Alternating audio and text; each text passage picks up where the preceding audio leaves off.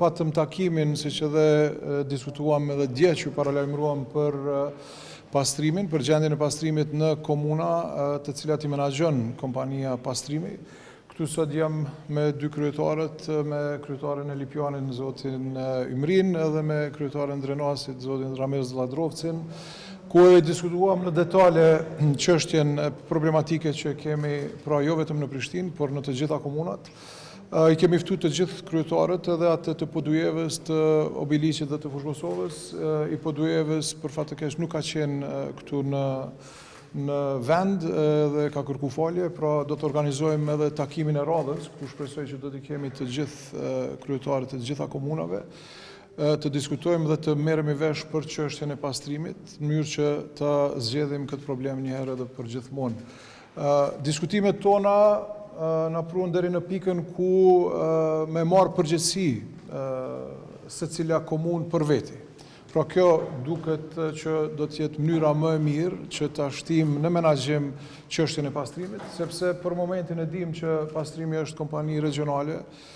Prishtina përkundër faktit që i ka 77.6% të aksioneve ka vetëm një antar të bordit, pra nuk mundet me menaxhu procesin. Po ashtu Lipjani e Drenasi janë në rotacion, pra edhe Lipjani dhe Drenasi varen nga antarët e bordit të komunave tjera, e kjo vlen edhe për komuna tjera. Kështu që mënyra më e mirë, me përgjegjësinë më të madhe për secilin kryetar, për secilin qytet, është që pastrimi pra të krijohet në bazë të regioneve, pra në bazë të komunave, secila komunë ta ketë ekipin e vet, të jetë përgjegjëse 100% për ekipin e vet, edhe për pastrimin e zonave të veta, pra të komunave përkatëse. Këto janë ato të cilat të diskutuam, për cilat edhe jemi në një vijë, pra 100%, dhe tash presim edhe takimin e radhës, po shpresojmë të gjithë kryetarët e komunave që të marrin vendimin e radhës edhe të ecim përpara. E dim që faktikisht edhe komuna tjera veç janë në proces të krijimit të kompanive publike, po ashtu edhe Drenasi, Lipjani, dim që Podujeva, Obiliqi, Fushkosova vetëm se i kanë kryer këto procese me kompani publike, prandaj po them është një proces që duket që ka me pas një zgjidhje të tillë. Që keni pa mos pjesëmarrjen e dy kryetarëve tjera, të Fushkosovës e po ashtu edhe të Obiliqit. Në fakt Obiliqit ditën e djeshme na ka thonë që me gjas kryetari Karim Rama nuk është në dieni që ne tashmë veç se kemi ndërmarrjen tonë lokale, derisa i Fushkosovës na ka vënë dije që përveç tashmë i kanë filluar procedurat, janë edhe në procedurat që shumë shpejt pritet edhe me pas ndërmarrjen e tyre, po ka vënë tekst të veçantë që anise mund të bëhet ndërmarrja atyre s'do të shkputen nga pastrimi. Çka do të bëhet tutje, veç ndonse do të thotë ka bu me dije veç se kanë me i nda terrenet, po ju me u shkput tërësisht për pastrimin. Po kjo ka qenë edhe arsyeja pse kemi ftuar me diskutu, sepse kompania regionale përbëhet nga antarë të bordit, nga të gjitha komunave, dhe për këtë arsye dhe duhet diskutimi përbashkët, vendimi përbashkët. Normal që nuk mundemi me i shty me zër këtë komunën e Obiliqit me qenë pjesë, unë i përgëzoj që kanë formu kompaninë e tyre të re, po ashtu edhe iniciativen edhe krijimin e kompanisë të re në Fushkosovë. Mirë po them, kompania pastrimi është kompani regionale, pra është përgjegjësi e të gjitha komunave, edhe si e tillë duhet që asetet për shembull me u nda në mënyrë proporcionale, si punëtorët, si asetet, si borxhet që janë, pra të ndahen në mënyrë proporcionale që secila komunë të vazhdojë të marrë përgjegjësinë 100% për zonat e veta. Që ke marrë pjesë në takim, po e përmendje edhe kryetari që jeni dakordu do të jeni në një vit që me i marrë secila komunë përgjegjësitë e veta, sa është dati Drenasi për këto, edhe a jeni në procedura tutje për me fillu, do të thotë edhe krijimin e ndërmarrjes juaja? Na e kemi themelu ndërmarrjen, sigurisht që do të na marrë kohë, sepse një ndërmarrje e re edhe dën edhe proceset e procedurat e veta. E tha dhe kryetari i kryeqytetit, zoti Karim Rama, se na jemi dakord 100% çka kemi bisedu sot. Edhe tha që kanë deklaruar kryetari i Obiliqit, kryetari i Fushkosovës, Ne nuk i komentojmë deklaratat të tyne, po ata me qef ose pa qef kanë më ullë me neve sepse na do të miremi vesh për kompaninë. Kërkush të ne merë përgjegjësinë për një kompani që është e themeluar nga gjitha këto komuna me marrë vetë borxhet apo edhe të mirat e saj.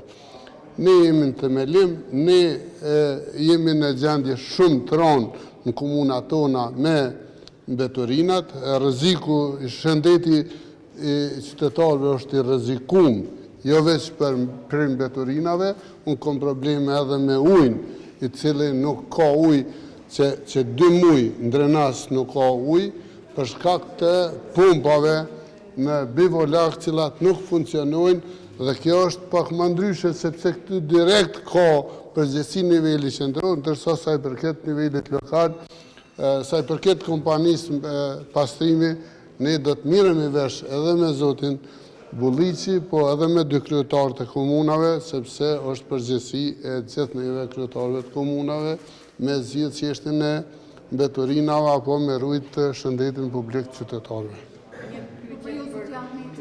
Sa do të jetë edhe të lashëm pastaj erdhe ndërmarrja e veprimeve tutje pikërisht për zgjidhjen e çështjes së mbeturinave. Pra, jemi pas parasysh që në të ardhmen mbas edhe shumë shpejt mund të kalon edhe në ndërmarrjen e komunës. Në fakt atë që referuan 2 kolegët edhe në qëndroj atë, mendoj që kjo ndërmarrja regionale do të rikthehet në statusin e mëhershëm që ka pas.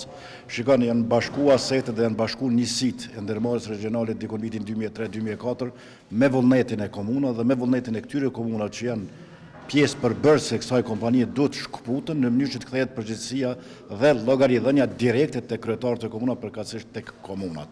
Kështu siç është edhe këto komuna që sot nuk janë për shkak të pushimeve ose agjendave të tyre ose arsyeve të tjera, kanë hisen këtë ndërmarrje, kanë punëtor, kanë asete këto komuna dhe do doj të jenë pjesë e përbashkët e vendimarrjes tonë. Ne kemi dalë me një ide të përbashkët që ndërmarrja të kthehet në menaxhem njësitë e kësaj ndërmarrje në secilën komunë. Kjo është si pasojë e një gjendje vërtet të rëndë në ambient për shkak të mungesës të efikasitetit ose të problemeve tjera që ka ndërmarrja regionale, por në fakt gjendja në ambient është jashtëzakonisht e keqe në gjitha komunat, të cilat janë pjesë përbërëse e kësaj organizate. Prandaj ideja është që ne e para të decentralizojmë këtë çështje dhe e dyta të hyjmë në agjendën e liberalizimit të tregut, sepse të imponohen komunat me dhënë vetëm ndërmarrjes komunale pastrimi, çështjen e bartjes dhe të mbeturinave vërtet është jo efikase dhe po shumë me ambientin që kemi.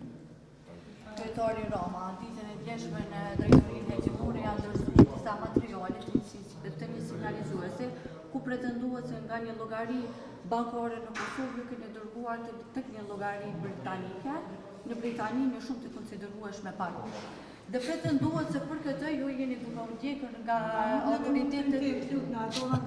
autoritetet britanike, cili është sensimi juaj sa i përket këtyre sinjalizimeve.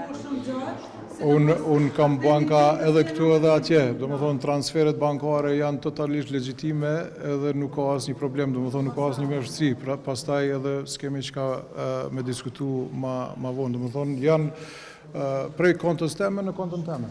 Faleminderit. Po. Kohën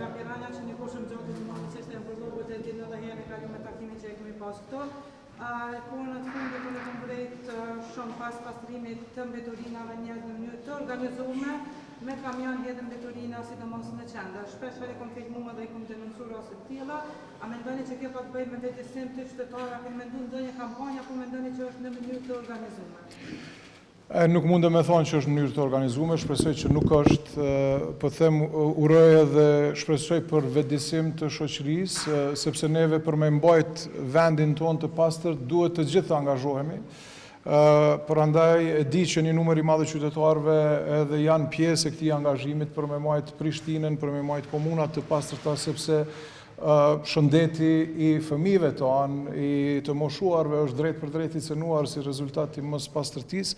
Prandaj besoj që jemi në proces të vetëdisimit, mirë po ashtu edhe jemi në proces të krijimit një rregullore ku edhe shqiptohen gjoba për të gjithë ata që me qëllim, ose qëllim shumë hudhin mbeturina në vende të paduara, sepse kemi informata që qytetarët i thrasin kompanit për me i hek për shembull këto mbeturinat inerte, paguajnë për te, derisa kontraktorët i marrin edhe i hudhin 200 metra më poshtë. E këto normal që duhet të shqiptohen gjoba të mëdha ndaj të gjithëve që e keq përdorin edhe të mirën e qytetarëve, po edhe në farë mënyre krijojnë dëm të madh për shëndet për qytetarët e kryeqytetit e të komunave përkatëse. Pra jemi gjithmonë duke kriju sisteme të cilat edhe na ndihmojnë që ta mbajmë kryeqytetin më të pastër se që e kemi sot.